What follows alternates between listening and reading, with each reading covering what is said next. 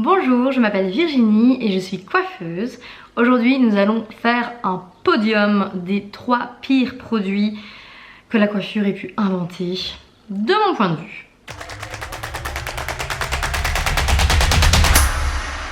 En troisième sur le classement, je vais mettre les sprays éclaircissants. Les sprays éclaircissants, c'est vraiment pour moi de l'art. Ils vous promettent d'éclaircir vos cheveux sans aucun effort, mais la réalité, elle est bien différente. Bon, alors déjà, pourquoi c'est un problème ?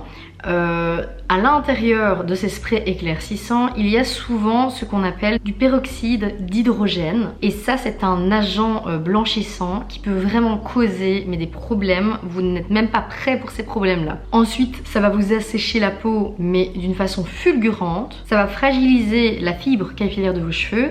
Et puis surtout, peu importe la masse de cheveux que vous avez, le résultat sera complètement inégal. Un spray éclaircissant, vous allez forcément en mettre un peu plus à un endroit ou un autre, c'est pas du tout aussi contrôlable qu'une coloration. Personnellement, à chaque fois que j'ai vu des clientes arriver au salon en ayant utilisé ce genre de spray, ça a toujours été une catastrophe à rattraper et franchement, même pour nous coiffeurs, c'est pas évident de faire un bon rattrapage sur ce genre de catastrophe capillaire quoi. En numéro 2 sur notre podium des pires produits, je mettrai tout ce qui va être shampoing et après-shampoing à base de silicone et à base de plein de produits excessivement nocifs, mais également tous ceux qui créent des barrières en fait entre votre cuir chevelu et l'extérieur, l'oxygène et autres.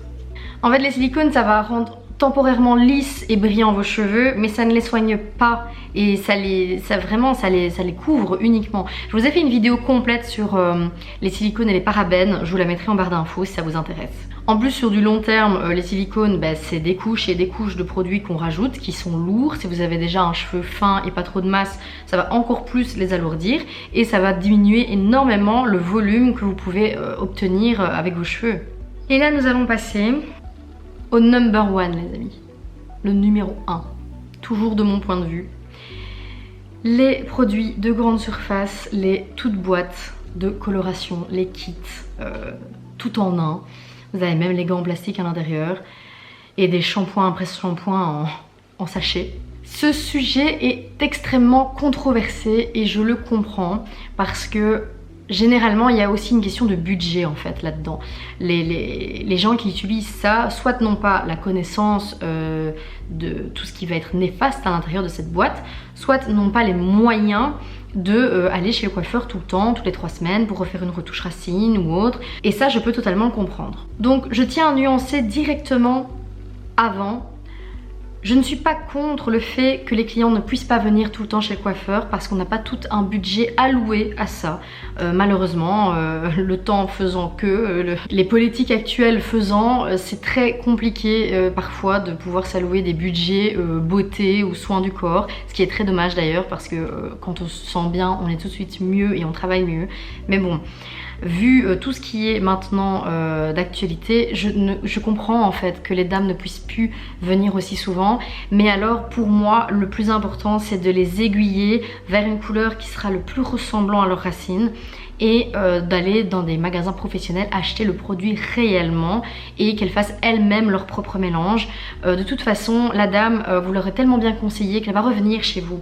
Et quand elle voudra un changement, elle viendra à ce moment-là faire son changement, ou quand elle voudra couper ses cheveux, eh bien elle viendra chez vous.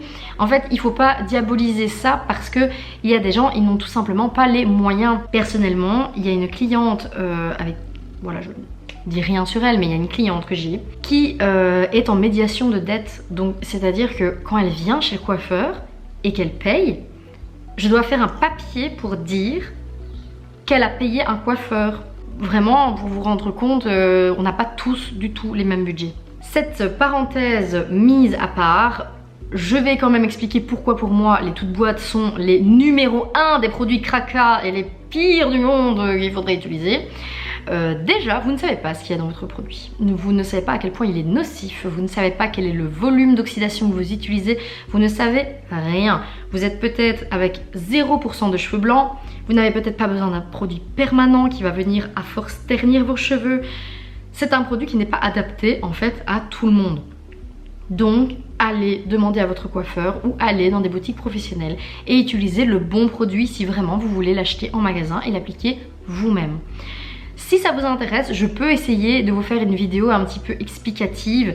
Malheureusement, toutes les marques sont différentes, donc je pense que je ferai quelque chose de très global. Mais ça peut prendre un peu de temps, donc n'hésitez pas à me dire en commentaire si ça vous intéresserait. Je repenserai à ça. Pour les effets de ces produits-là, évidemment, il y a les mêmes risques que pour les sprays éclaircissants. Ça peut être inégal parce que vous l'appliquez vous-même, mais également parce que le produit n'est pas très bon. Généralement, l'image de la boîte, la dame là qui est toute blonde, on va vous dire 7 blond naturel. En fait, ça va être beaucoup plus foncé que ce que vous pensiez parce qu'il ne faut jamais regarder la dame sur la boîte. C'est pas du tout ça que vous allez avoir en sortant. Surtout sachant que vous avez une base de cheveux déjà avec une teinte. Donc tout va dépendre de ça. J'ai aussi une vidéo, je vous la mettrai aussi en barre d'infos, où justement je parlais un peu de tout ce qui est démystification. J'ai essayé d'expliquer plus clairement et facilement tout ce qui est colorimétrie et hauteur de ton. Bon, j'espère qu'elle vous intéressera aussi. Voilà pourquoi selon moi, ceci c'est mon podium, mon top 3. Et évidemment, il y a une solution à tout. Pour les sprays éclaircissants, mais privilégiez tout simplement un budget pour, un temps pour aller faire des mèches ou un balayage ou autre chez un professionnel. C'est une technique, même moi je ne me décolorerai jamais les cheveux toute seule. Et je suis coiffeuse, mais je ne le ferai pas parce que c'est un des produits avec lesquels il faut le moins jouer, c'est la décoloration.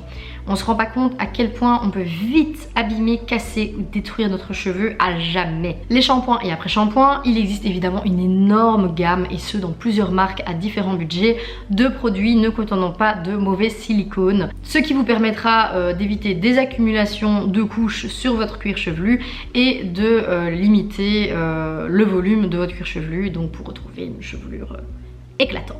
Et enfin, pour les produits toutes boîtes de grande surface, moi là j'ai deux solutions. Votre coiffeur, votre coiffeuse, ou des produits de professionnels. Mais par pitié, arrêtez vraiment les toutes boîtes. C'est un cadeau que vous allez vous faire. Et vos cheveux vous diront merci. Je vous dis un énorme merci pour avoir regardé cette vidéo. Je vous dis à lundi prochain. Et prenez soin de vos cheveux.